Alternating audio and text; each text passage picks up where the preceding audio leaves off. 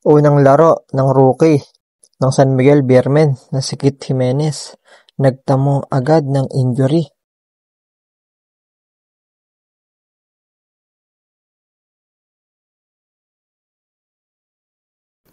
Rookie ng SMB na si Kit Jimenez naglaro na kontra sa Meralco Bolts.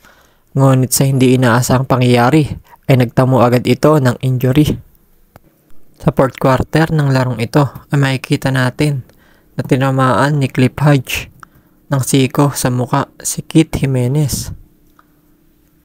Ipapasa ni Cliff Hodge sa kanyang kakampi ang bola, ngunit natamaan ng siko nito si Kit Jimenez.